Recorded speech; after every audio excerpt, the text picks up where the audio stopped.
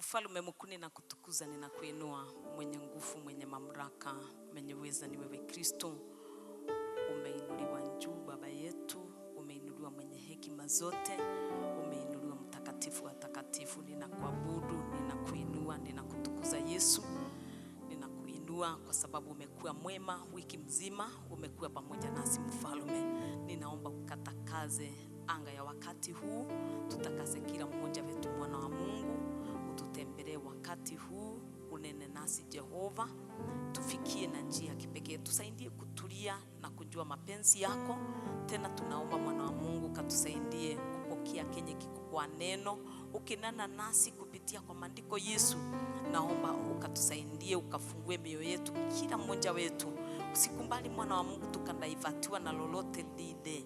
Ninaomba Emmanuel ukakumbali tukapokee neno la siku ya leo venye ilivyo, maana ni wewe utanena nasi na umenena nasi kupitia kwa neno lako Yesu. Nami naomba ukanitumie wakati huu na ukanimwagie mafuta mapya kutoka kwako Yesu. Na tena naomba ukaweke maneno kwa kinywa changu, kwa masikio yangu na kwa my spirit, nikaweze kunena kulingana na mapenzi yako. Na naomba neema mpya wakati huu, ufunuo mpya, hekima kutoka kwako Yesu. Ninaomba ufunuo mpya kutoka kwako, neema mpya kutoka kwako. Watu wako wanapoenda kusikia maandiko wakati huu na hata tukiendelea mwana wa Mungu, na hata wale watasikiza after this, ninaomba neema kutoka juu mbinguni, naomba kibali kutoka juu mbinguni. Naomba ukafungue masikio yetu ya nje na ya ndani tukaweze kusikia, na tena ukatusaidie kuwa the listeners and the doers of your word. Kuwa pamoja nasi Baba, tusaidie kutulia mwana wa Mungu. Kanya kila roho yenye inasunguka wakati wa neno na kundivert mawazo, kuchukua mawazo, kupepa mawazo na kufanya watu wasielewe, kufanya watu wasikumbuke hata tunaposoma na kusikia maandiko. Kuwa pamoja nasi mwana wa Mungu. Roho Mtakatifu wa Mungu, maana wewe ni mwalimu, tufunze mengi yaliyo sirini. Tufunze, tusaidie kuelewa, tusaidie kuweka, tusaidie kupractice, kwa maana ewe ni Mungu mwema. Tunajiachilia kwako tukiamini ya kwamba hata anga ya siku ya leo ni wewe utailinda na utaifungua ili tuweze kujua mapenzi yako. Na ni katika jina kuu Yesu Kristo nimeomba na kuamini. Sisi sote tuseme amen. Mara tena tuseme amen. Ninawahubiria nikiwa nimeokoka. Kristo amelinda moyo wangu. Niko na furaha nikinena neno la siku ya leo.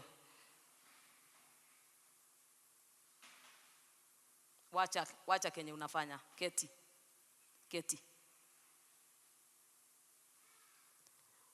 Niko na furaha nikinena neno ya siku ya leo. Sio ingine, ni believing God upon great things. Believing God upon great things.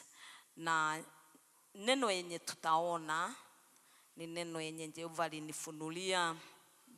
Nitasema ufunuo ama ndoto, tukiendelea na kusoma neno ya Ayubu 42:1-12. Ayubu 42:1-12. Job 42:1-12. Na wakaribisha nyinyi nyote katika jina la Yesu Kristo, msikiwe mkiwa huru katika nyumba la Baba. Wakati huu wa neno, ningependa kila mmoja wetu arudishe mawazo nyuma, tuweze kushikanisha, tuelewe na tujiulize hayo mambo na kumbelieve ni nini, ama kulingana na kenye tumesoma kumbelieve ni nini. Bila kuuliza yeyote, nadhani karibu kila mmoja wetu ameelewa na anajua mambo na believe ni mental acceptance. Mental acceptance ni hiyo jambo ya kufanya mawazo yako ya kumbali kwamba neno ni ya kweli, ya kumbali kenye tunasikia ni ya kweli, ya kumbali kenye unaambiwa ni ya kweli. Na ukikumbali kwamba Mungu mwenyewe ndiye atatenda, atakusaidia utende makuu. Ukikumbali maneno ya kinabii, basi tutatenda makuu, na ninajua Kristo atatutendea mema. Ni kukumbali. Wewe force mawazo yako ikumbali yenye inanenwa, yenye tunahubiriwa ni ya kweli, yenye iko mwaka huu na kuendelea ni ya kweli. Ni kwa nini usipoamini basi unjue utaona wengine wakitenda makuu, utaona mwenzako akitenda makuu na utachukia Mungu. Hiyo ndio shida yenye tutakuwa nayo. Ama utakaa nyumbani, ama utasikia kwamba umekufa moyo, ama unichukie uone kama ni maandiko ya uongo, lakini ni wewe ulikosa kumbilivu. Siku ya leo basi, maana kuna reasons kama hizo ama shida kama hizo zenye zinaweza kutufanya tukose kumbilivu ama kukosa kuamini ama kuelewa neno. Basi ningependa tuende moja kwa moja kwa maandiko, nimwambie ni ufunuo gani yenye nilipata kwa haya maandiko. Niliota anje. Na usikubali kulala, maana hapa kuna kitu kizuri leo. Ninajua tunafahamu maandiko wengi wetu, lakini usione ni kama ya kawaida, maana ninajua kuna mambo mazuri yenye sitaki kuyatanja pale mwanzo. Tutasomewa kisa tutafuata moja kwa moja, na naamini Kristo atatutendea mema. Ayubu 42. Hauna microphone ama? Ayubu 42:1-12. Ndipo Ayubu akamjibu Bwana na kusema, najua ya kuwa waweza kufanya mambo yote, na ya kuwa makusudi yako hayawezi kuzuilika. Ni nani huyu afishaye mashauri bila maarifa? Kwa maana nimesema maneno nisiyoyafahamu, mambo ya ajabu ya kunishinda mimi nisiyoyajua. Sikiliza na kusihi, nami nitanena. Nitakuuliza neno, nawe uniambie. Nilikuwa nimesikia habari zako kwa kusikia kwa masikio, bali sasa jicho langu linakuona. Kwa sababu hiyo najichukia nafsi yangu na kutumbu katika mavumbi na majivu. Basi ikawa baada ya Bwana kumwambia Ayubu maneno hayo, Bwana akamwambia huyo Elifaza Mtemani, hasira zangu sinawaka juu yako na juu ya hao rafiki zako wawili, kwa kuwa ninyi hamukunena yaliyo sawa katika habari zangu, kama alivyonena mtumishi wangu Ayubu. Basi sasa jitwalieni ng'ombe waume 7 na kondoo waume 7, mkamwendee mtumishi wangu Ayubu, mujisogezee sadaka ya kuteketezwa, na huyo mtumishi wangu Ayubu atawaombea ninyi, kwa kuwa nitamuridhia yeye, nisiwatende sawasawa na upumbavu wenu. Kwani ninyi hamukunena maneno yaliyokuwa katika habari zangu, kama alivyonena mtumishi wangu Ayubu. Basi Elifazi Mtemani na Bildad Mshushi na Sofali Munamathi wakaenda wakafanya kama vile Bwana alivyowaamuru, naye Bwana akamridhia Ayubu. Kisha Bwana akageuza uteka wa Ayubu hapo alipowaombea rafiki zake. Bwana naye akampa Ayubu mara 2 kuliko hayo aliyokuwa nayo kwanza.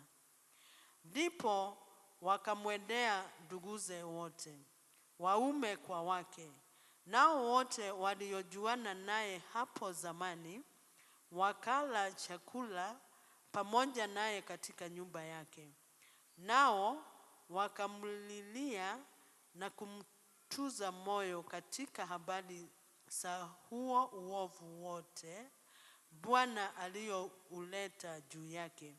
Kila mtu akampa kipande cha fedha na pete ya dhahabu kila mmoja.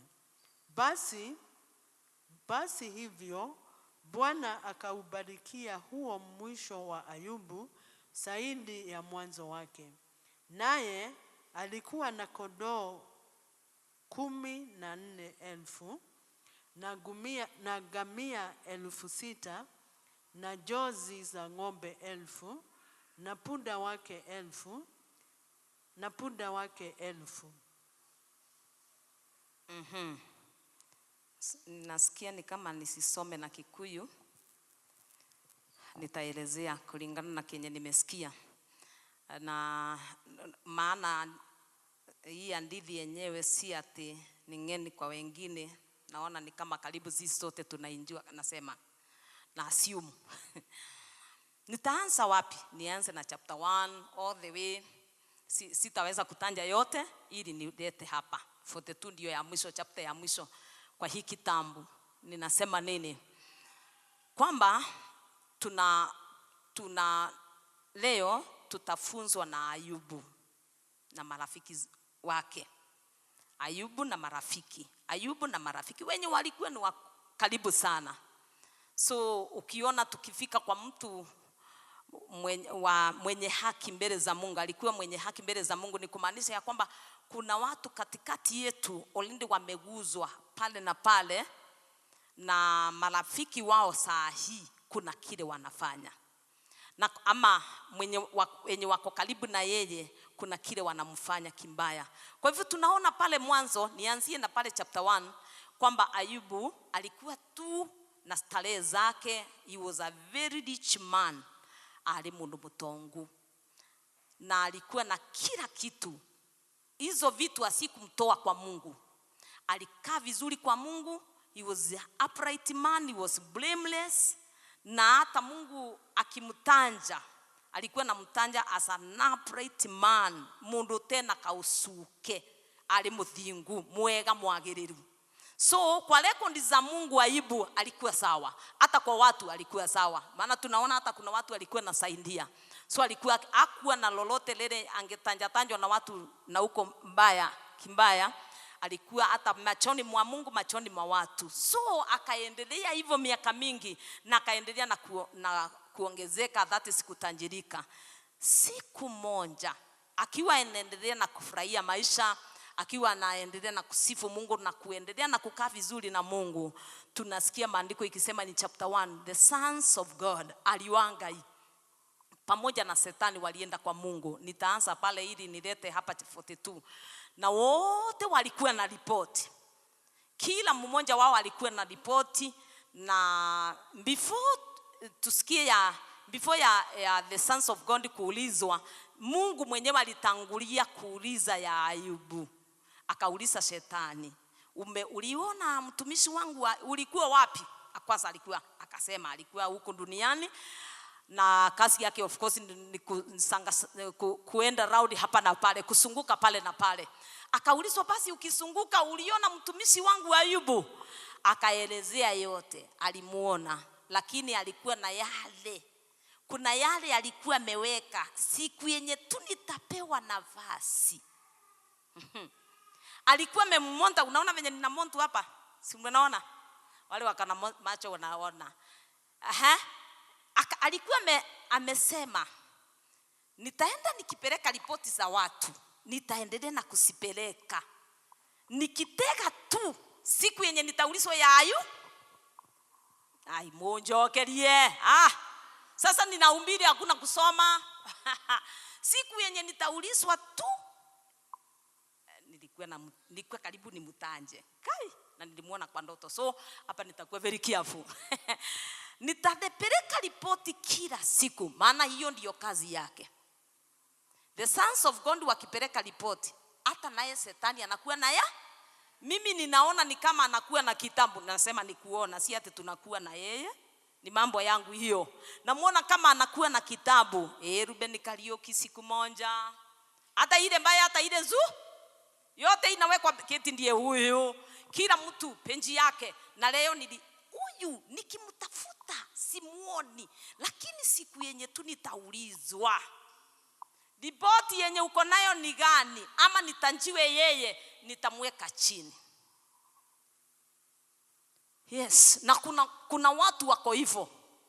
Kuna watu ambaye tunaishi na wao na wako hivyo, wakitegea tu siku yenye watatuweka nini.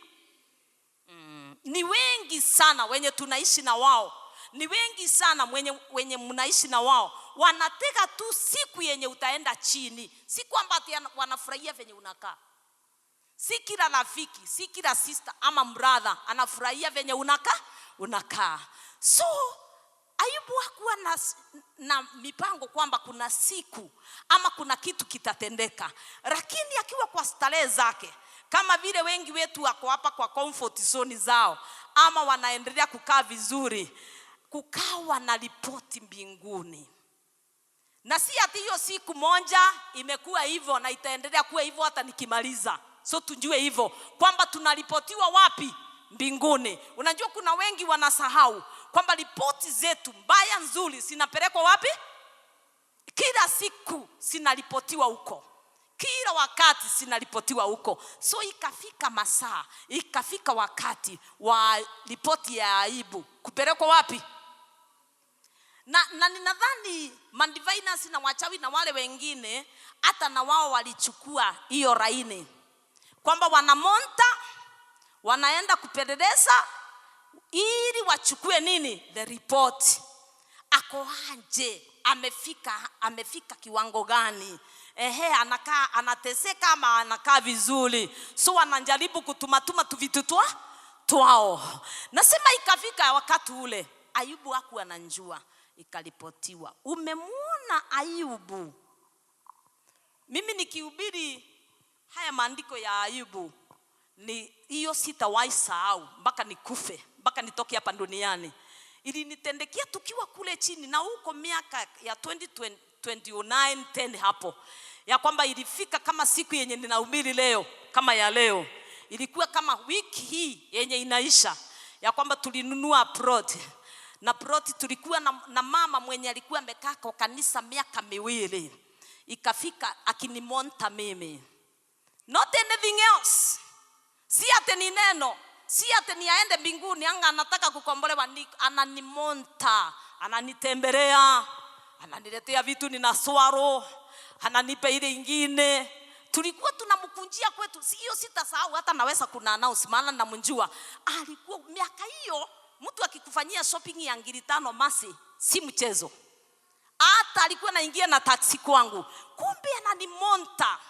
Lazima tuelewe ibada ya leo, lazima kuwe na montaling sana.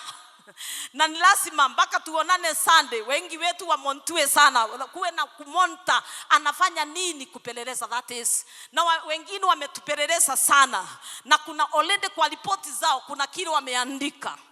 Basi huyu mama alinimonta, akanimonta mpaka akanjua siku ya ataniweka wapi.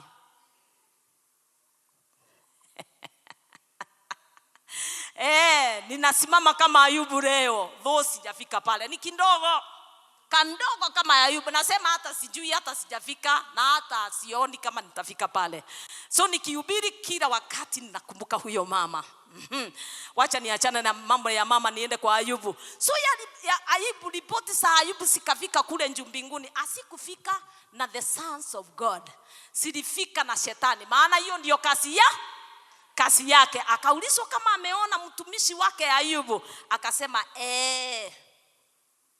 pamoja na wale wengine wote nimeona, hata yeye nilimuona. Mimi hata sioni, kulingana na mimi sioni kama alikuwa amemuona, lakini alikuwa akiwa amewekwa pending, siku tu atatajwa.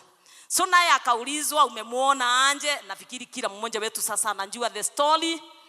Sijui kama tunajua the story. Tuende chapter 1 kwa haraka. Chapter 1 Kate, ungekuwa umefika pale kidogo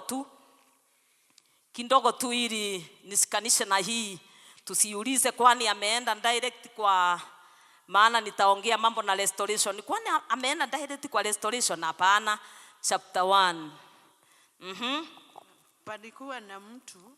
Unasoma wapi? Ayubu chapter 1 and 6. Ilikuwa siku moja ambayo hao wana wa Mungu walikwenda kujihudhurisha mbele za Bwana. Shetani naye akaenda kati yao. Good. Walienda pamoja. Kwa hivyo tuelewe, huwa anaenda pamoja. Kwani mumboeketi ugu ni kirunga. We. No gukora ba uri tu no kwaria we. No kwaria we mboekithio ugu re mboekithia. Unajua ripoti yako inachukuliwa. Labda ndio itapelekwa tukimaliza ibada.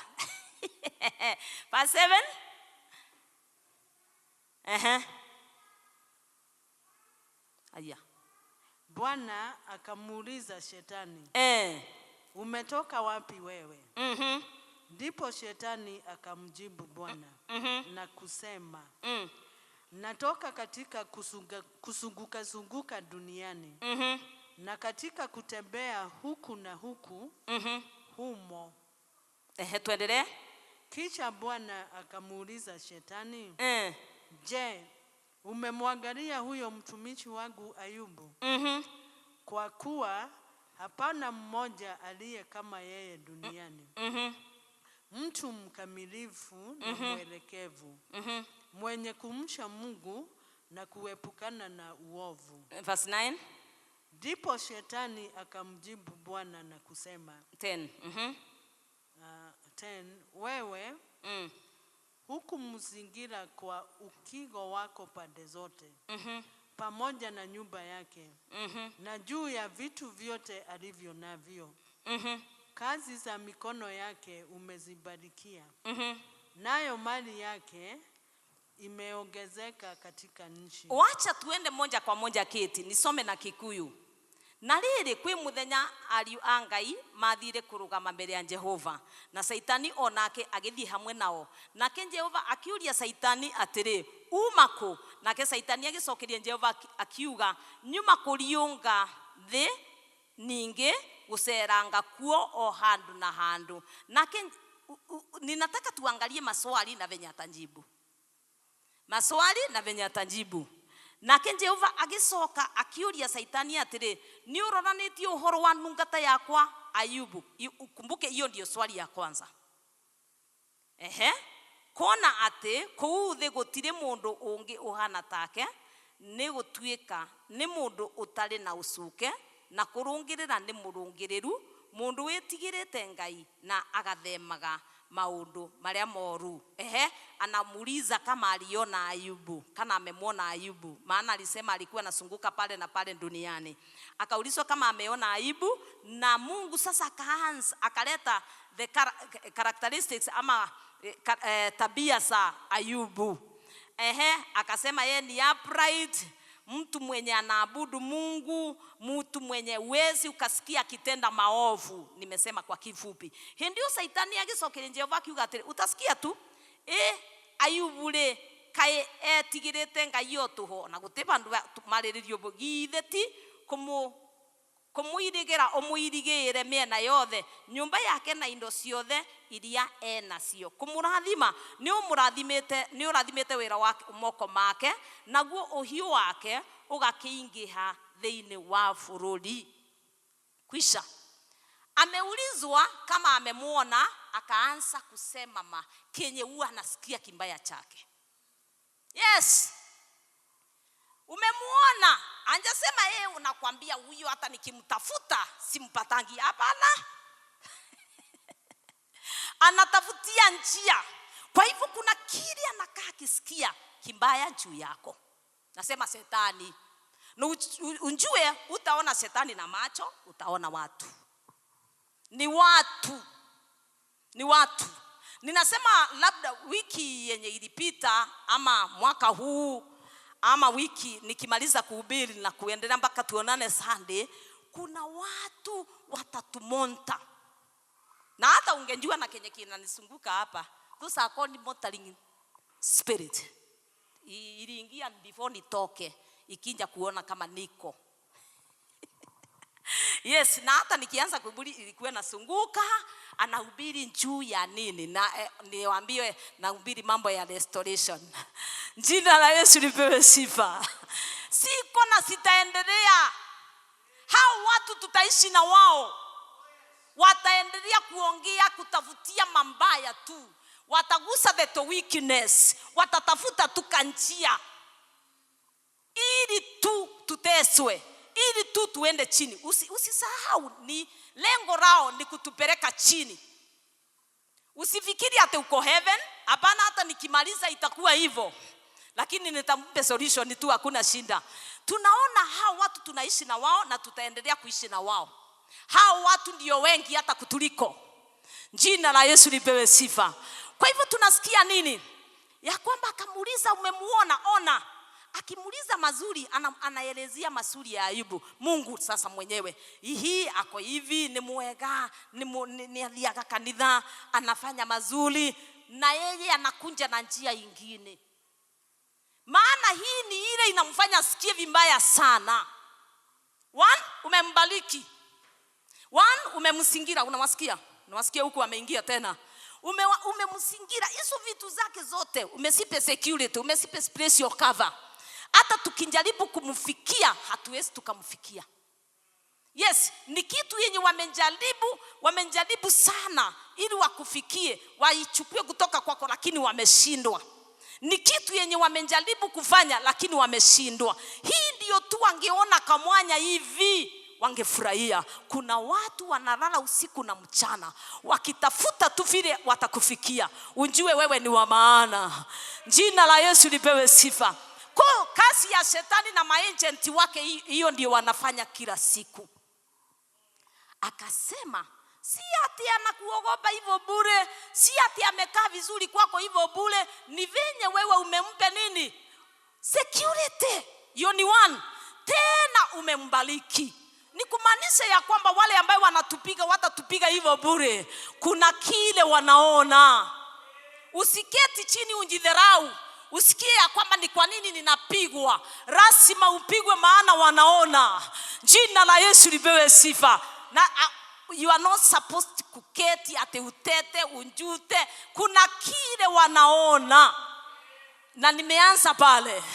Wale ambao asubuhi niliworship sana for many hours.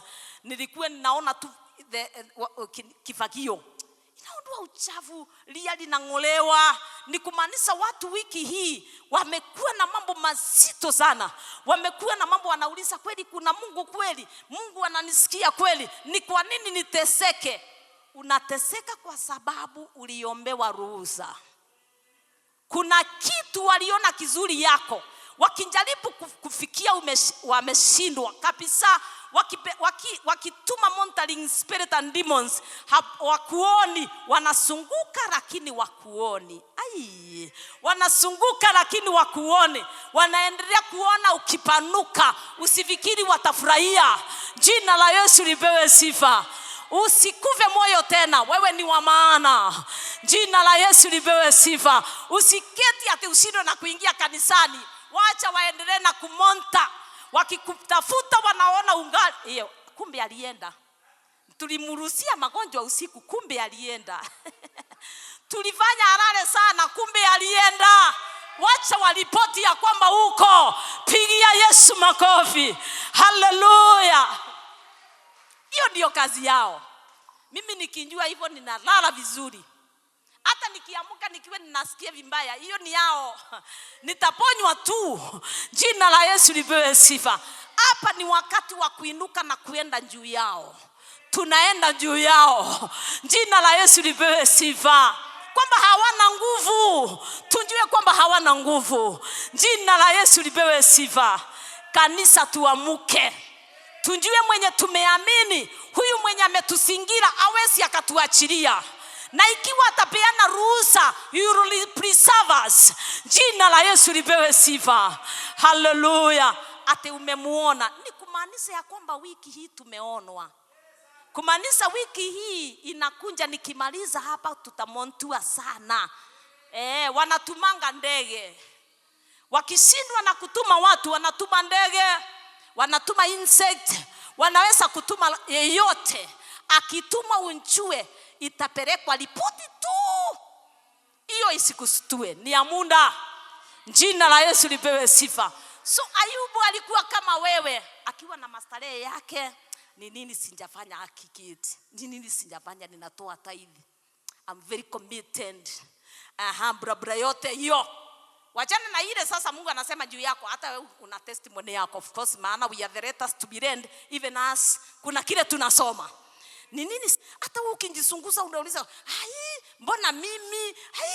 Hai, hata wewe kuna mwingine katikati yetu anajilinganisha na mwingine. Na huyu anatenda madhambi, anabarikiwa ninaacho. Hapana. Ni wewe unaona hivyo. Kila tunapangwa differently. Mbona atusikii mambo ya mwingine, tunasikia mambo ya Ayubu, the rich man. Tunasikia nini?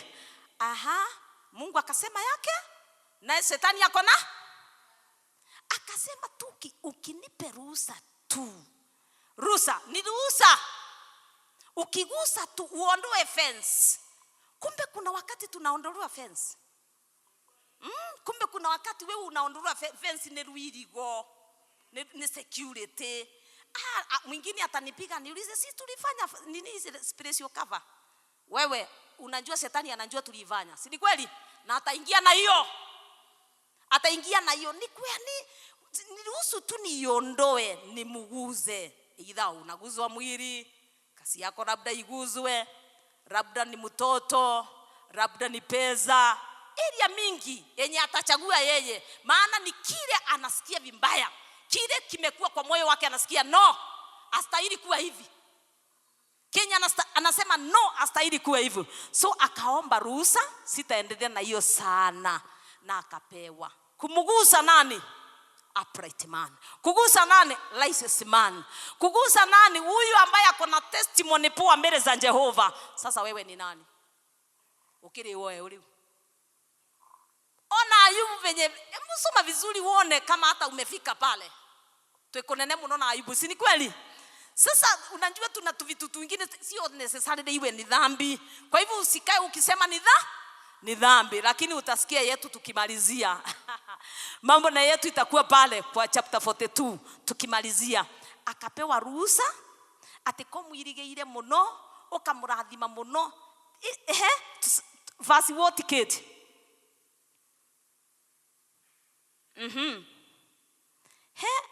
Akiuga atire, Ayubu kae etigirite Ngai otuhu. Ithe ti kumugitira umugiteire miena yothe nyumba yake. 1 yonda botaga gukinya ya kuwa naweza kufika na indo ciothe iria enacio. Kumurathima ni umurathimite wira wa moko make, naguo uhiu wake ugakingiha thiini wa bururi. No riri utacoka utambarukie guoko uhutie indo ciothe icio enacio, nake ndari hingo ategukuruma uthio-ini waku. So nini hiyo tunatestiwa nayo hapa? Ni imani. Tunatestiwa nini? Imani. Labda kuna kitu unapenda sana, kuna vile umebarikiwa na Jehova, hiyo kitu tu iguzwe. Mtu anatestiwa imani yako. Wengi wetu hapa tunapoletewa testi ya imani tunaanguka. Wengi wetu ukipitisiwa tu kwa hiyo kigeranio kia wetekia ati kwamba kuna mahali ulikuwa unapata unga kila siku, batuiki ati ne babingwa aingi aitu rugendo no rureme ruthieka na gukututhiaga rwa matuine twamirie kuthirwa thi. Yes, tuna anaambiwa ya kwamba umembariki. Kwa hivyo ni kumaanisha shetani hajawahi na hatawahi furahia tukibarikiwa. Apendi kamwe. Alianza na nyumba, ambagereria ko nyumba, ambagereria nyumba, then akathie indo, akathie baraka. Anaanza na nyumba sasa ni ya wife, husband and children. Anaanza kule, anaangalia hatuwezi tukafika kwa fulani, hatuwezi tukafika kwa fulani, mume ama mke. Akiona kama tu kuna mmoja ataataki, kisha jina la Yesu lipewe sifa. Kwa hivyo tumesikia anatumia njia gani? 1, nitarudia tena, leo sisomi good news, sikusikia ikileta vizuri. Ayubu kai etigirite Ngai otu githeti kumuirigira umuirigirite miena yothe. 1, airigiretwo ko nyumba yake, ino ciothe irie nacio, na kurathima ni umurathimite wira wa moko make, naguo uhiu wake ugakingiha thiini. apendangi kuona kitu yenye ina increase growth. Kukitokea ka growth tu anang'ang'ana nayo na anatumia watu hapa, si ati watu ambali, no, anasema sitatumiwa tena. Ukionekana tu ka growth ati kumeongezeka mtu wawili wageni, anachukua mmoja agent wake anafagia huyo. Nasema ni agent mbwa musha wale. Wambie wamuke. Wamokeria. Ni gukira. Unakatoroka uga tikoro yake kabende ya kiugo. Unaamuka. Nasema nini? Kuongezeka. Hata ati akiona mahiu ni madhia makiongerereka. Ni kumaanisha anje ya kwamba kuna watu wanatumiwa na shetani, wanamonta tu kama kuna kuongeze. Ini kanitha no rongerereka. Mundu sino arongere nona no aroka. Ni wosio kwanza, usio. Kwa sababu mwenye ako leo ni wa kuondo growth. Kuna kuongezeka. Wako namba gani leo? Namba anamonta the number. The number peke yake. Nilo na customer sita kama ya ingi. Anaondo. Yes, hiyo ndio kazi yake. Nasema hiyo ndio kazi ya shetani na agent wake. Basi tunasikia kwamba akasema hivyo na akaomba tu. Alirequest Mungu, ninataka uelewe siku ya leo. Ngomande na uhoti wa kukwirigurira. Ana uweza. Nasema hana uweza. Maana tunasema nini? Keti tusomee na Kiswahili usikie. Aliona amemsingira, then akasema nini? Kwa ukigo pande zote. Verse 11. Lakini nyosha mkono wako sasa. Ni nani? Ni nani ananyosha mkono? Ni shetani ama ni Mungu? Shetani. Ni wachawi ama ni Mungu? Wachawi. Ni wachawi ama ni Mungu? Ni maagent ama ni Mungu? Ni shetani ama ni Mungu? Hapa tuangalie vizuri. Andu anga imora kani kwa gomenyo ngai. Bando mimi niko nje kabisa lakini nitarudi. No lele utasoka utambarukie guoko uhutie indo ciothe icio enacio na kendare hingo ategukuruma othio-ini wake. Na ke Jehova akira Saitani atiri indo ciake ciothe nindaiga moko-ini maku, nowe mwene ri menya umutambarukirie guoko umuhutie. Na ke Saitani agikiuma hau othio-ini wa Jehova. Sikia, ni nani anaguza? Ni nani anaondoa fence? Katutara dhomai. Atunjasoma? Ni nani anaondoa fence? Amerequestiwa na nani? Kwa nini? Ukiwa katika mitihani ya faith inakuanga hivyo. Ruben anisikie vizuri. Inakuwa si fulani usindi ati ukipiga fulani. Pigia Yesu makofi. Dune totika komena no mothe. Jina la Yesu lipewe sifa. Hata maagent wanisikie wenye wako. Jina la Yesu lipewe sifa. Tunawapenda sana. Hallelujah. Maana the same people, hawa ndio wataona tukilindwa na tukiinuliwa na Jehova. Jina la Yesu lipewe sifa. Hallelujah. Ate sasa ana request Mungu. Sikia wako na dialogue. No lewe tahutia tu. Nyosa mkono. Weberie mbote gukinyira mutumia. Mbote gukinyira muthuri. Ona mwana uria. No ona mwana uria. Mbote Munaona kenye ninaona. Abasi na ikawa hivyo. Kumbe Mungu wetu anafika mahali anasema yes, enda umuguze. Enda umuguze, yes, akitest imani yako. Sio kama kuna mtu ananisikia. Si kila wakati, ni wakati uko kwa mtihani. Ukishindwa na kujielewa wewe, utashindwa na kuenda safari ya mbinguni. Wacha Mungu atufungue macho siku ya leo. Wale wataingia kwa test.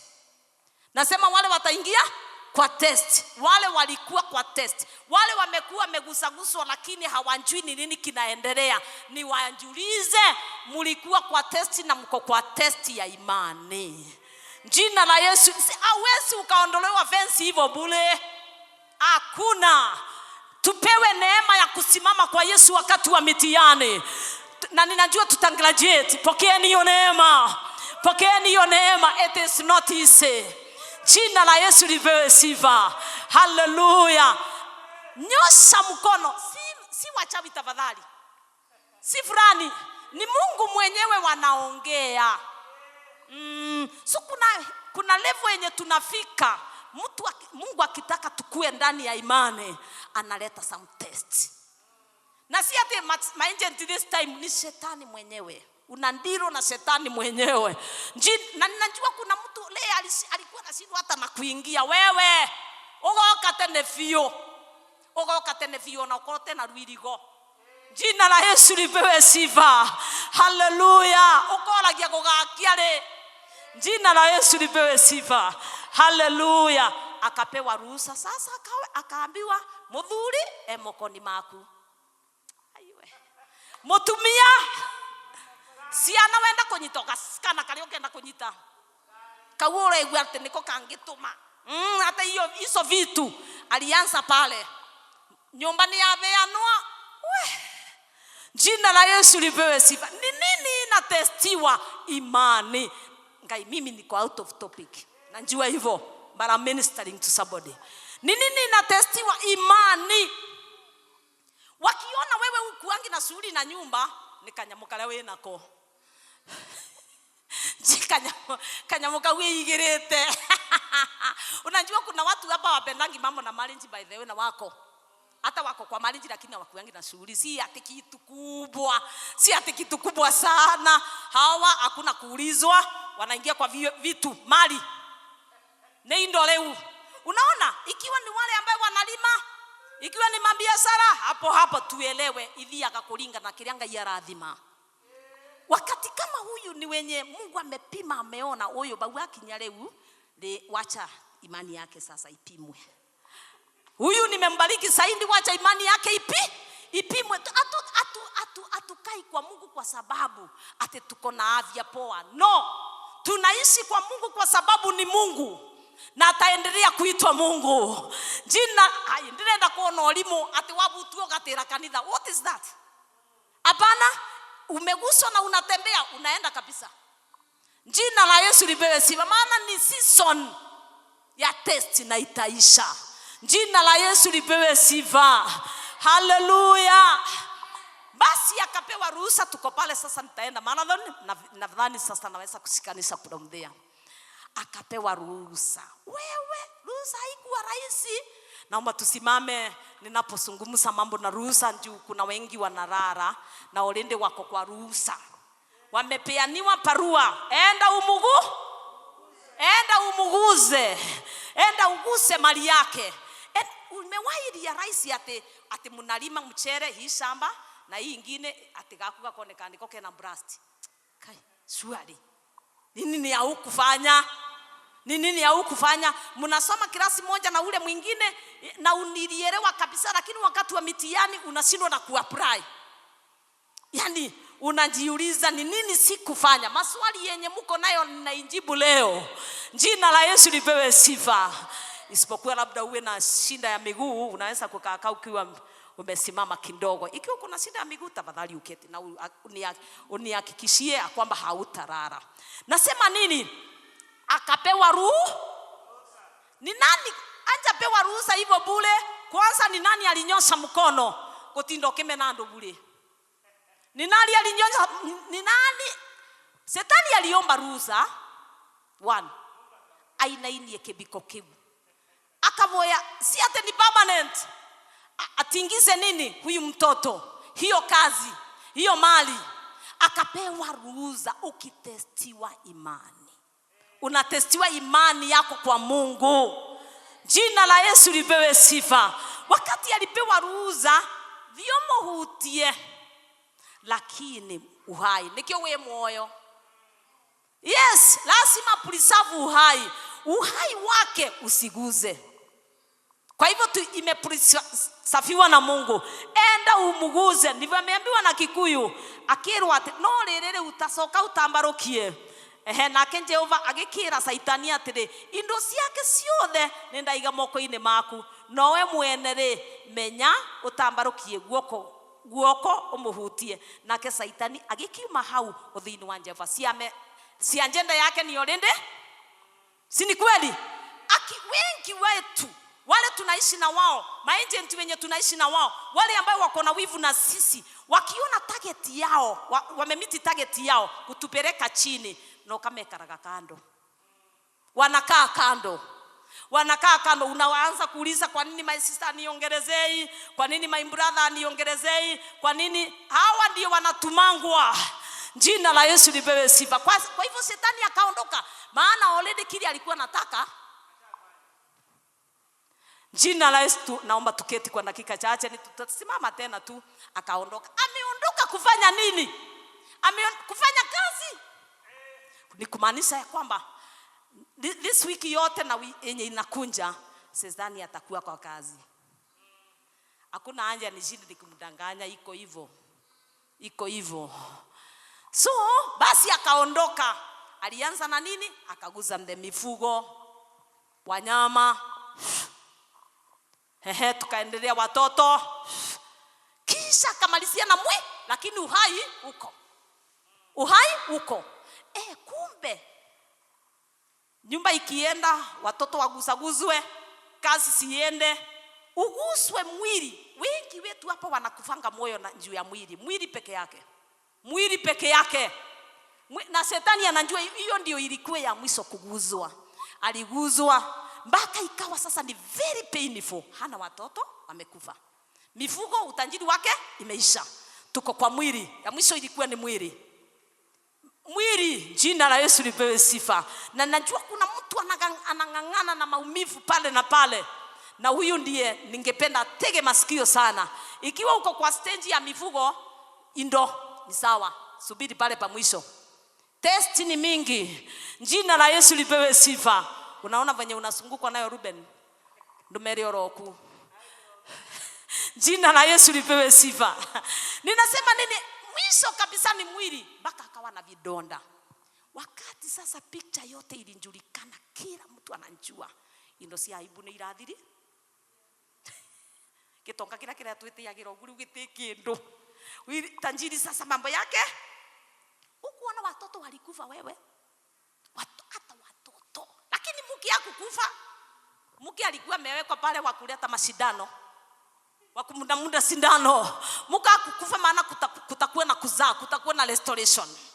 Tunaona kwamba alikuwa pale mwisho chapter 2, utamuona akiuliza wakati alipatwa na vidonda, akamwambia ungali umejisikia kwa Mungu? Ungali kuna kwa familia kuna kuanga na wasinda? Hata kwa kanisa. Isiwe ni wewe.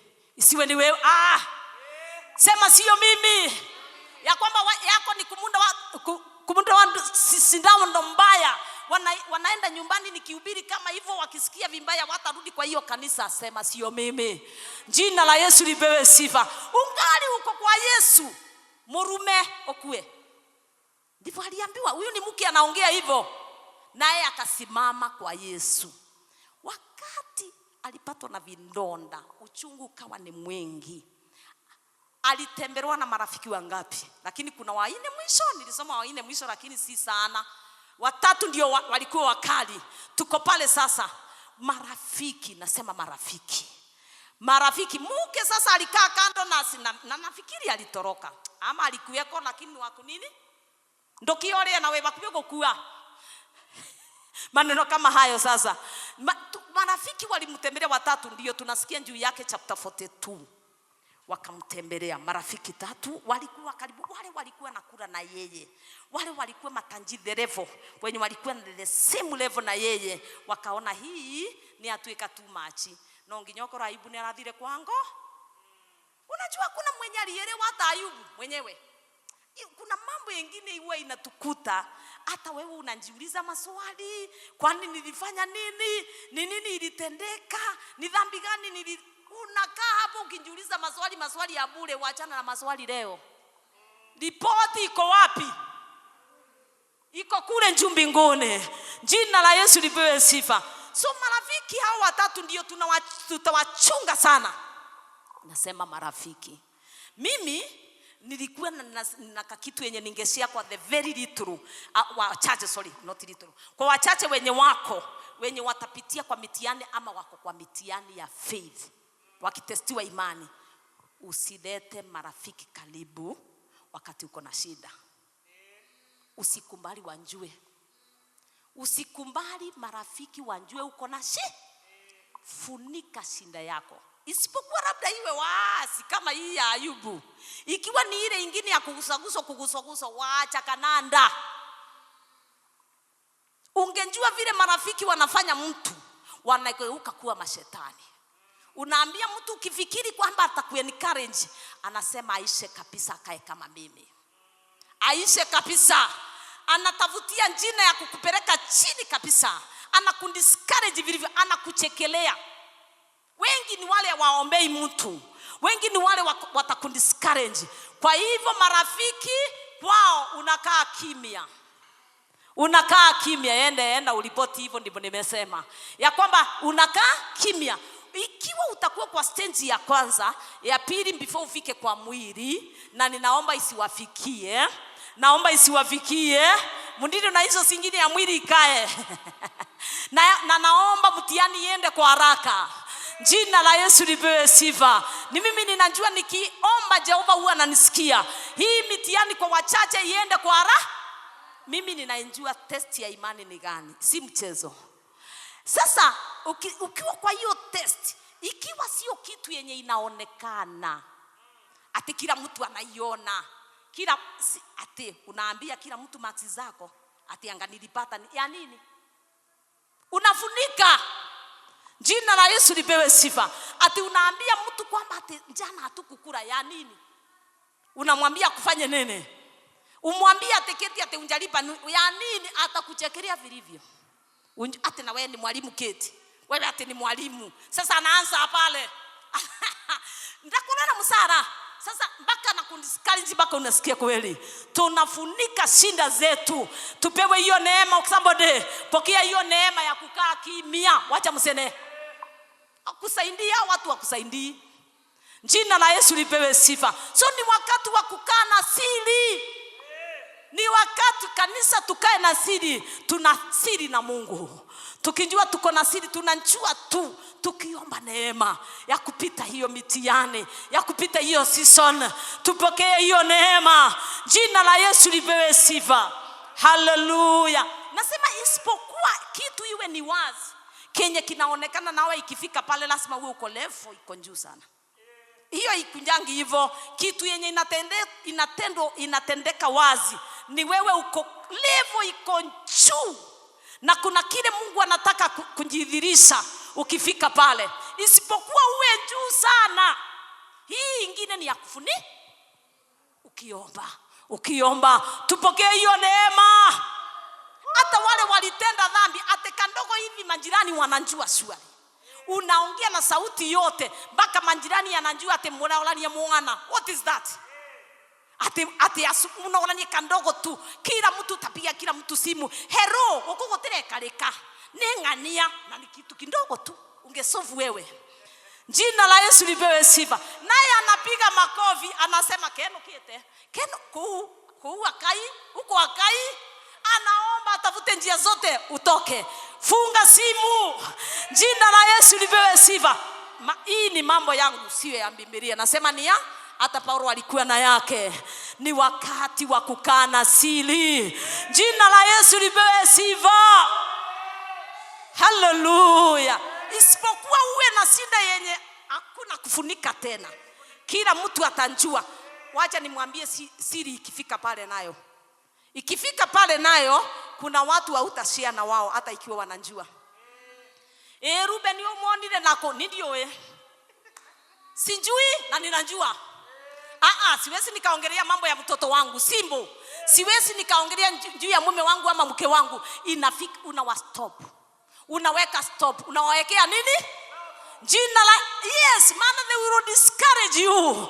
Mimi nime experience hiyo. Ninaelewa kenye ninasema. Jina la Yesu lipewe sifa. Unajua shinda yenye tuko nayo ni kwamba ukipichiwa tu kidogo atinore kama si amenye angao mubirega ogwo. Kila mtu ni simu. Hiyo simu hata ikiwa ulikuwa na mkopo utapata credit. Atuhakikishe mpaka mama yako anajua anga fulani, na ke mama yako anakuambia toka huko haraka. Na ukijikolia ni asoka kuambilia nikiona ale milioni gwakue. Unaona venye unafanya mambo hapa, ndio maana uwezi ukapata ukandumisha ndoa. Ona Jina la Yesu lipewe sifa. Haleluya. Ai, hata mimi mnastahili kunipigia makofi hapo. Nimefanya mashauri kidogo. Jina la Yesu lipewe sifa. Hii ni mambo yenye nimefunzwa mimi, si kufunzwa na mtu, ni through experience. Jina la Yesu lipewe sifa. Haleluya. Na ni tamu kukaa na mambo yako, kukaa peke yako. Ni very sweet. Jina la Yesu lipewe sifa. Haleluya. Ninasema nini? Marafiki wakanja. Akifikiri ni marafiki, walikaa kimya, all of them, the 4 of them, Ayubu and the rest, 7 good days. Wakamtazama, wakiprepare kuongea. Wakiprepare kuongea, wakiprepare kenye wataongea, na si kizuri. Wakati walikuwa nakula na yeye, akiwatembelea, akiwakomfort, walikuwa wazuri. Wakati aliendelea na uchungu for 7 good days, omwakiambelia kualia na hakunena mazuri. Alikuwa anasema kama wakati wetu tungekuwa tunasema karaburwa kiboko ni ngai, na hakuna kiboko ilikuwa hapo, ni mitiani. Wakaongea mambaya, wakamwambia hata si wa Mungu, wakamwambia hata alitenda dhambi, wakamwambia venye Mungu anamchukia. Mambaya yenye tumewahi ambiwa, kwa sababu tuliruhusu watu watuambie. Si hata simu unaweza kufunga. Kwani hiyo ni nini? Jina la Yesu lipewe sifa. Ate unangojea mtu akutusi tu mpaka amalize ili na wewe umwage yako. Na the more umerealize ya kwamba the more unaendelea na kuongea, the more unakuwa na hasira. Sio kama ikiwa kuna mtu amewitness hivyo ainue mkono wake juu. Yes, the more unaendelea na kuongea kama kukiri na kilimo. Jina la Yesu lipewe sifa. Nayo hasira ina divile mtu. Situebukane na hii mambo. Jina la Yesu lipewe sifa. Hallelujah. So the best thing ni kuweka mpaka. Pokeeni hiyo neema. Pokeeni, usisumbuke. Wengine hata wakiria rais ya kwamba watakufikia na nini, wanaenda kwa status, wanaweka kakitu yenye utasoma. Nani yako tu? Si unamruka. Status unaruka nini yake, contact yake. Pigia Yesu makofi. Watatutafuta, hawatatuona. Jina la Yesu lipewe sifa. Yes. Ni wakati wa kupiganiwa na Jehova. So marafiki ndio wenye walikuwa nakula na yeye. Alema akobithanagia nake. Chukua ngiri 100 ununue ng'ombe sile. Unasikia yao tunasikia ni mang'ombe ya nderesi. Ingekuwa ni wakati wetu tunaona matajiri. Na ni wazuri, mimi nawapenda. Maana hata mimi ninajua naelekea pale. Jina la Yesu lipewe sifa. Anganipe hiki, nawe nipe hiki. Wakawa sasa wanaongea kinyume na yeye. Wakaendelea. Atusikii mke akiongea. Mke alipeleka sindano tu moja, ilikuwa ni ya miaka, akaondoka, hakuna kuongea tena. Marafiki wakaingia ndio kumaliza, naye anaongea na bitterness. So ukiruhusu marafiki wao wanajua weakness zako, sinda zako, utaishi na bitterness. Bitterness itakuwa ni yako milele. Vinona hapa ni zako milele, maana ni wewe ulijifungulia. Jina la Yesu lipewe sifa. Wengi wakitaji watu kidogo hivi, anga customer fulani alikuja, umepiga simu, ndo naanganioka, hiyo nini sasa, na anafurahia. Anasema matingire viwathire. Ukifikiri ni rafiki, funga mdomo. Tiga imusene, netubinge kanyua. Jina la Yesu lipewe sifa. Hallelujah. Mimi ilikuwa ni yangu, maana nimejifunza hivyo. Mimi nimejifunza hivyo. Jina la Yesu lipewe sifa. Nini kia rais ya kwamba utanipe matope, naweza kukwambia noto alienda kikae ingi tafadhali, utaniona. Tunaweza kuongea wakati mwingine, tafadhali utaniona. Jina, na sitaki ate kukuumiza, hapana. Hello, unaongea matope yako, nasikia inaniumiza haki. Inaendelea kuniweka vidonda. Niko karibu kuwa na mahasira. Mimi sitaki kuwa na vidonda ya tumbo. Ni afadhali nifunge simu mchana wote. Jina la Yesu lipewe sifa. Hallelujah. Lakini Ayubu aliarao. Kile kilimuumiza na kama naroto bitterness hata yeye. Hata mbele ya Mungu ni kwamba alikubali wamwambie, asikie, asikie. Akaletwa yote ya kurogwa yenye alifanya. Yeye si ni mwenye dhambi na anajua akikae si mwenye dhambi, mpaka akaumia kabisa. Wakaenda kwa muda, maana yeye tole. Kumbe hata sometimes hata sisi tunajianika kwa watu. Jina la Yesu lipewe sifa.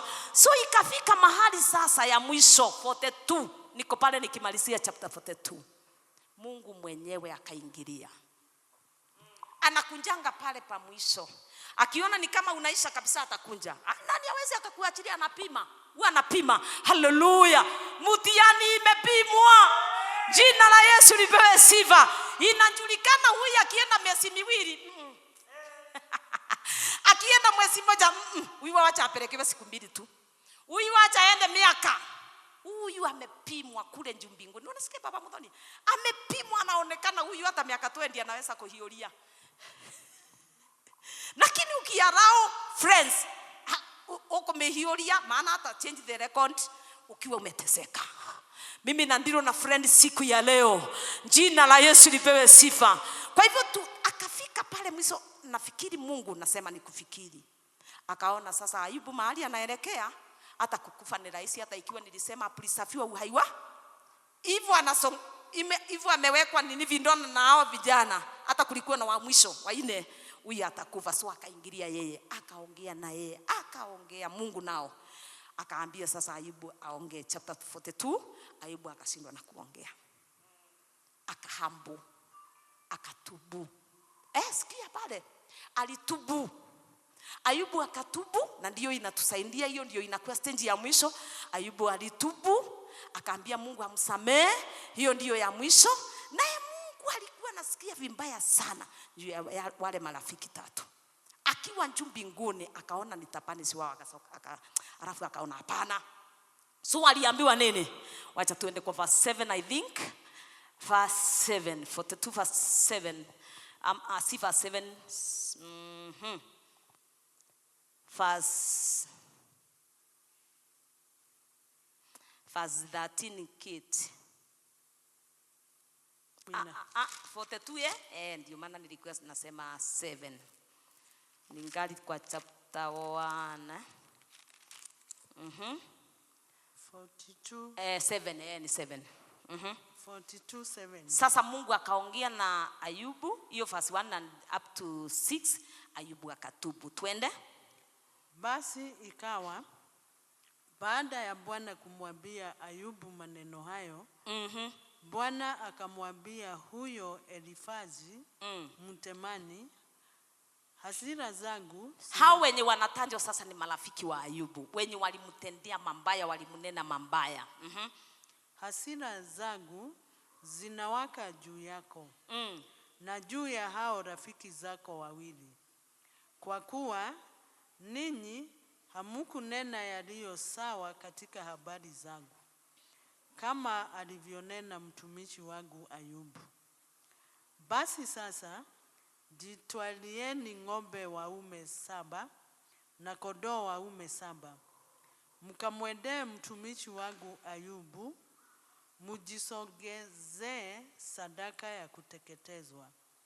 Na huyo mtumishi wangu Ayubu atawaombea ninyi, kwa kuwa nitamuridhia yeye, nisiwatende sawasawa na upumbavu wenu. So walisaidiwa na Mungu. Ayubu alitubu, lakini marafiki, the 3 of them, wakaambiwa watafute dhabihu, waende kwa Ayubu, waombewe na yeye. Dhabihu kulingana na mimi ilikuwa ni ya kutubu, ni ya kuomba msamaha, ni ya kuomba Ayubu awasamehe. Lakini naye Ayubu aliwasamehe. Tunasikia matokeo yake mazuri ni kwamba Ayubu alihirwo kindi nake.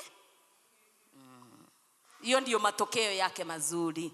So nikifika pale sasa Ayubu nimemalizana naye, wacha ninje sasa kenye Jehova alinena. Naomba tusimame niwaambie Jehova aliniambia anje. Ilikuwa on Friday morning. Nasema Friday.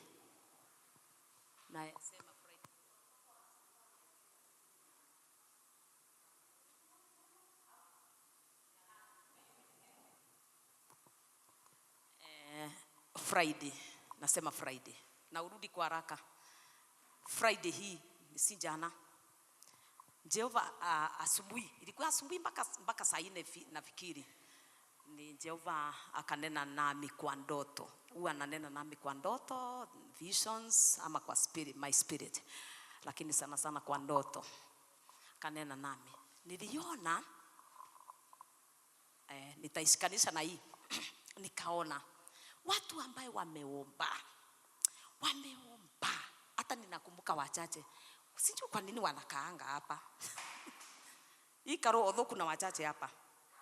Walikuwa wameomba. Wakaomba wakiwa kwa mlima. So mimi nilipitia kwa mlima chini. Sijui kama kuna mtu anaelewa kanya nasema, sitaongea na Kikuyu. Hiyo yangu inanjua ni kama Kikuyu tu. Tuseme mlima ilikuwa ni hapa. Na hata nilikuwa naona ni kama hapa. Iko juu zaidi. Nilipitia chini ya mlima. Nikaambiwa, angalia watu wangu kenye wanafanya. Hebu angalia, hata wanalia mpaka kulia. Mimi siwezi nikawasikia. Mimi siwezi, nikiwa Mungu siwezi nikawasikia. Mimi nikaangalia, hata nikaona ni akina nani na ninawaona. Mimi siwezi nikawasikia. Unaona, hata hivyo unawaambia mambo na believe. Wamebelieve yes. Nikafurahia hapo, nikifikiri hata kuna kitu kazuri nikastuka. Wamenibelieve kweli, nimeanjitikitie. Lakini hebu angalia, sasa nikaonyeshwa mioyo. Nikafunguliwa mioyo watu kama 10 na kitu. Wenye walikuwa kwa maombi. Na wamekuwa kwa maombi kwa muda. Hebu angalia mioyo yao. Nikaona mioyo. Ati unaona huyu amepepa ule. Kumpepa nikiundua mwikire kitu yenye alimtendea na anjawachilia. Anjamforgive. Na hata sahi akinja mwambie sorry, ndangimulekera. Na hata akisema yes Lord nino. Najua kuweka biro. Nuikuweka biro kangai. Itia iko mena. Ninawaambia ukweli. Kusameana. Hiyo ndio tumepelekwa nayo na shetani kule. Hata Mungu amekumbali kusemea. Hata one of you hapa sasa hapa. One of you hapa. Nasema hapa. One of you hapa. Nikamwona wasiwasi. Yesu atasema akiwa hapa kanisani atasemeana. Lakini hata huyo mtu atanjwe. Utamuona kwa moyo amechange. Nikaambiwa atashinda hapo kwa mlima. Lakini mimi nikiwa Mungu, hata wakisema ate Mungu nimekumbilivu ate nimesikia mmebelieve, mmeanza kumbilivu. Lakini kile kitatusuiria kutenda mambo makuu ni unforgiveness. Kwaga kurekane. Kwa anjokeriai. Kwaga kurekane. Kiswahili? Kwaga kurekanira. Nikifika hapo naomba usichukue microphone niimbe peke yangu msikie, ninajua mnaijua na ni ya Kikuyu na inaongea tu mambo na hiyo kukosa kusameana. Kohanela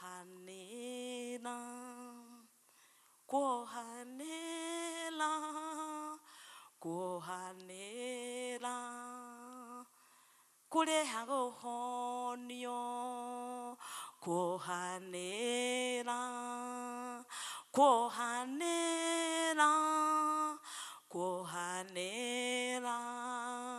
kureha gethayo.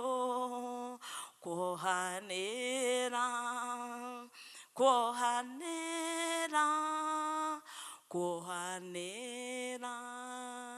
kureha gĩohonio.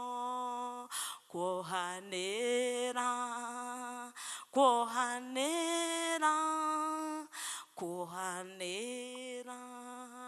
kureha gethayo. So wale kunao walikuwa chini wanaomba, kunao walikuwa wamefika sasa ni wakati wajibiwe na Jehova. Lakini ndege wigitwa granges ketini? Kwa nini hauna microphone ama ngurubu ya sume kuwegoro? Kubebana kwa chuki. Good. Kupepa. Tumepepa. Kupepa wenzetu. Unafikiri Ayubu alikuwa wapi? Si Ayubu alikuwa kwa hiyo ngurubu? Yes, wengi wetu wako kama Ayubu. marafiki. Kuna marafiki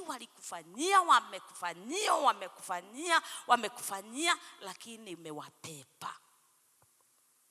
Leo tuwasamehe. Nwewe ameni ni ya nini? Umesikia ni wachache? Unasikia ni wachache? Labda ni ndugu yako, ni dada yako, ni mke wako, ni mume wako, ni mtu ambaye alikunyang'anya kitu, mtu ambaye alikutesa, lakini hujua kama ulikuwa unatestiwa imani. Mtu ambaye anakutesa na uchawi sana kiti, unashindanga kumpepa. Na ni imani yako tu ubane juu ya uchawi. Unatestiwa kubana juu ya uchawi. Jina la Yesu lipewe sifa.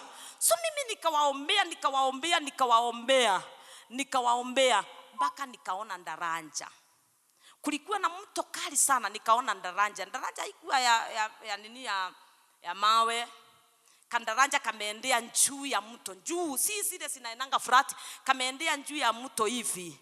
So asubuhi tukiworship hapa tukaworship, nikajaribu kufuta nasema kwa kiroho.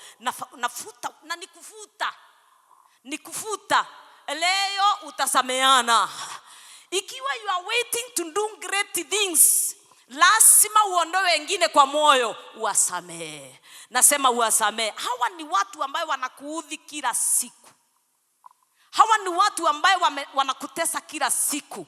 Ukienda kuinuka hivi chini na unawanjua na majina. Unawanjua either ni mke ni mume ama mtu wenu ama jirani.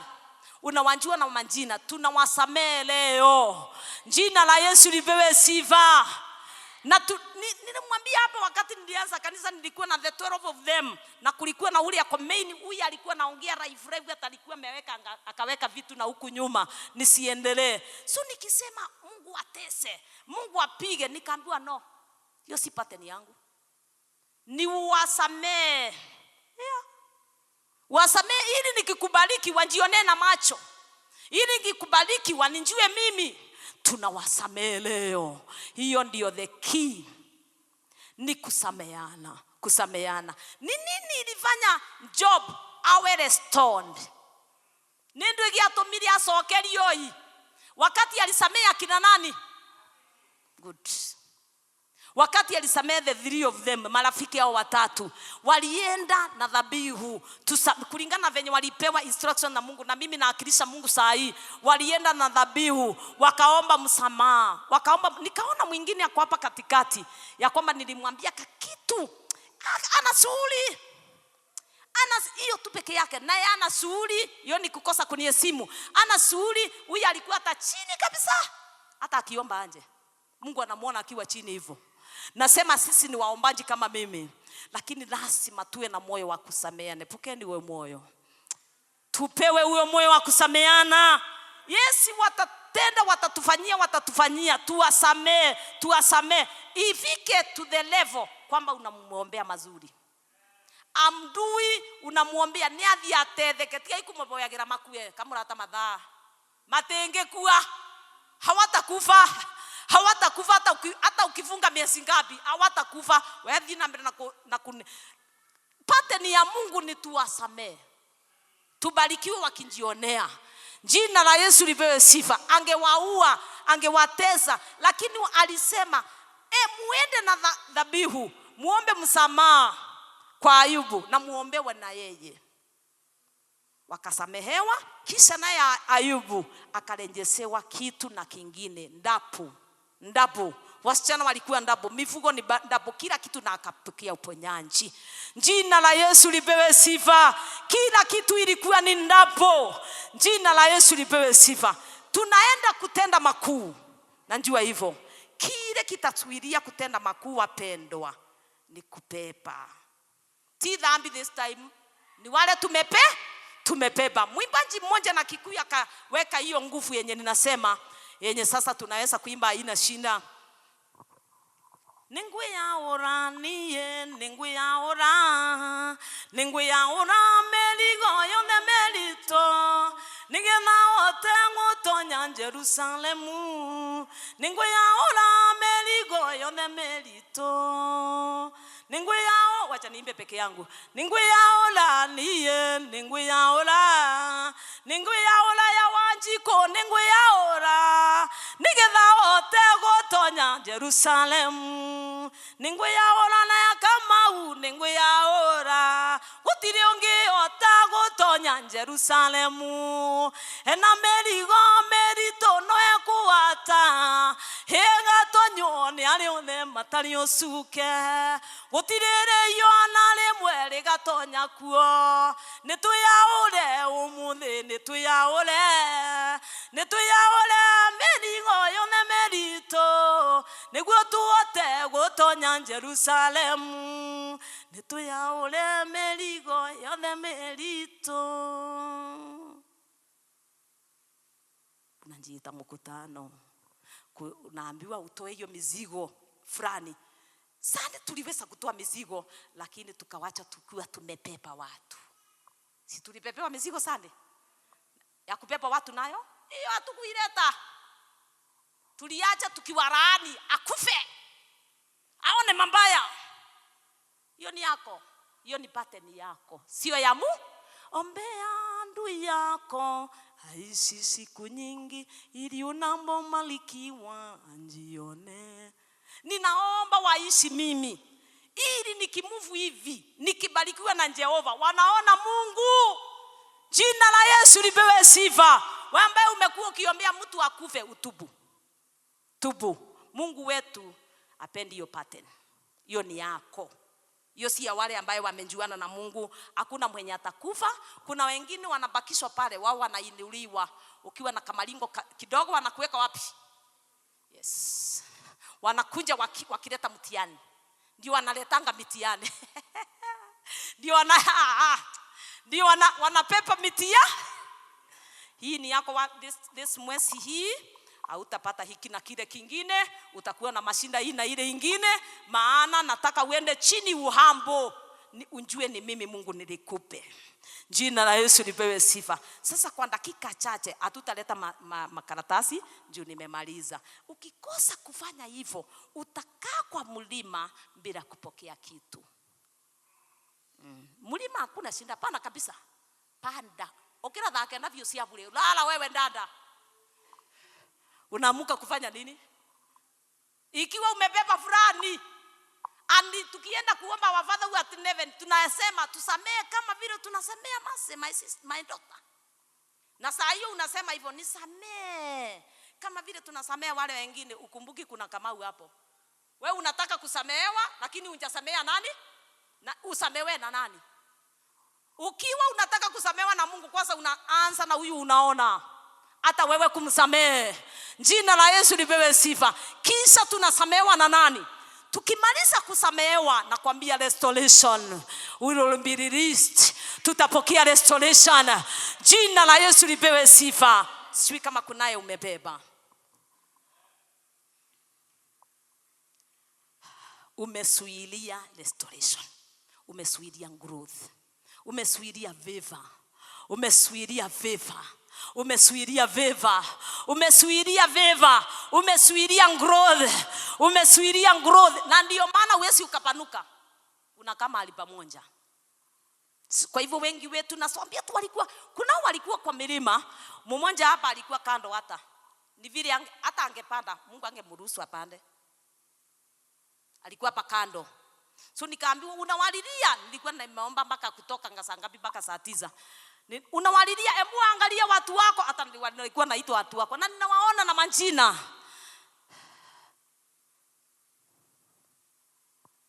Jite mkutano, hakuna wimbo ninasongeza nayo. Hiyo ni enough. Hakuna kuwekwa njeki na wimbo, kuna kitu kama hiyo. Unajiita mkutano? Na mimi pastor wenu anjiite mkutano. Kuna nimebeba no. Nampepea nini? Mungu abariki sana. Yes, waone nikisonga. Mimi sipepangi, hakuna kupepa, unapepa nini? Ni waone nikibarikiwa, wanjue Mungu wangu. Jina la Yesu lipewe sifa. Hakuna kupepa, nalala kabisa. Kwanza niliamuswa na haramu. Jina la Yesu lipewe. Ate unampepa mpaka unakosa kulala wewe. Sinda itakuwa ni kwako, maana wewe ndiye utakunywa mandawa.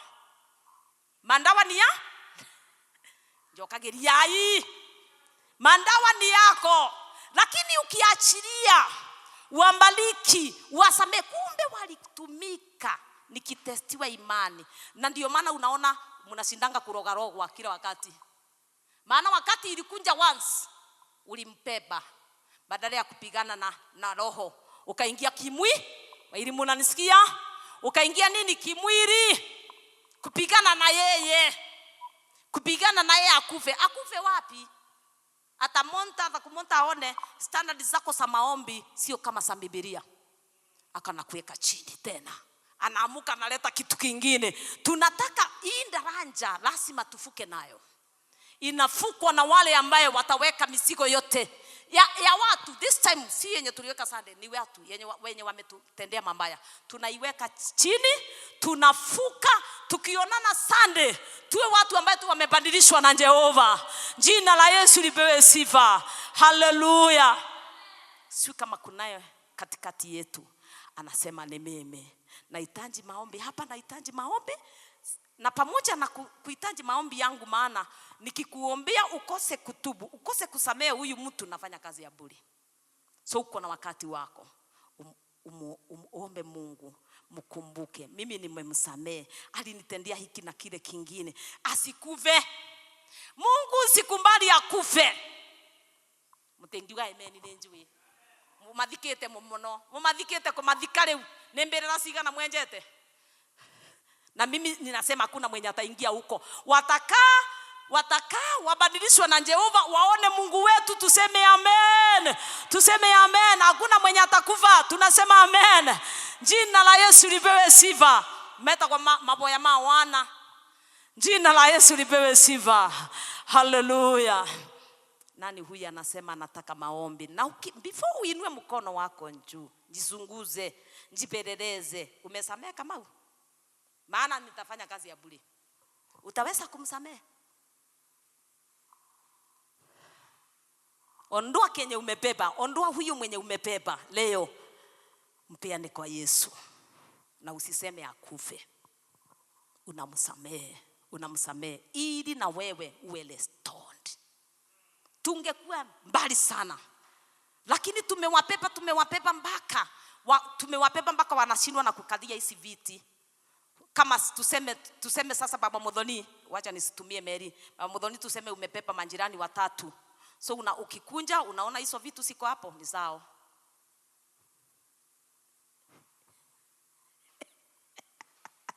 Hebu angalia zenye siko mbele yako ama nyuma, ni za huyo. Sasa mwenye umepepa, unamuona Mlioki? Alikutendea ati agego tu nyambia, nuosu giteke usio. Kwani umuoni yako hapo tu karibu? Ukiketi na yeye anaketi, anachukua kiti yake, na ndio maana tuko wachache. Jina la Yesu lipewe sifa. Ikiwa ulishindwa na warogi, ni urogi throughout. Weona ndongetindo kindiro nawe na kingi. Mtihani yako ilikunja na warogi, yako ilikuwa ni ya warogi, ukashindwa hapo, ukasema wakufe, watashinda kuingia. Ulishindwa na kufanya mtihani. Tupokee neema. Tupokee neema. Tupokee neema. Nasema tupokee neema. Yes. Ikiwa uko pale pasa na umejiita sasa mkutano na umeona kwamba mimi huyu kweli nilitenda vibaya, nasema akufe na akufi, wewe hata ndiye unaumia. The morning namuombea akufe, yeye anaendelea kubarikiwa, na unaendelea na kuteseka. Mimi nimemsamehe, ninataka kuwa restored. Nani huyu ainue mkono wake juu? Kwanza ninaomba machache leo, maana kazi iko kwenu. Kazi iko kwenu. Kazi iko kwenu. Hata ukiinua mkono na unaenda kupepana tukitoka hapa, wasting time. Afadhali ukule chakula throughout. Mfalme mkuu, tumeinua mikono yetu juu pamoja nami. Tunaomba utusamehe. Tusamehe Yesu. Tutakase mwana wa Mungu, tusamehe Mungu wa Israeli. Tazama tumepepa sisters zetu, brothers zetu, waume zetu, wake zetu, wale tunafanya kazi na wao, wale tunasaliwa na wao, wale wametuteza, warogi wote, wachawi wote, mandiviners wote, maagent wote. Tumewapepa maana tumewanjua kwamba ni wao wanatutesa bila kujua kwamba tuko kwa mitihani. Tunaomba utusamee Baba yetu. Tumewasamea hata na wao, maana walitumika kuleta mitihani. Asante Yesu kwa sababu ya wao, maana isipokuwa ni wao hatungekuwa venye tulivyo. Asante Mfalme, maana walitumika.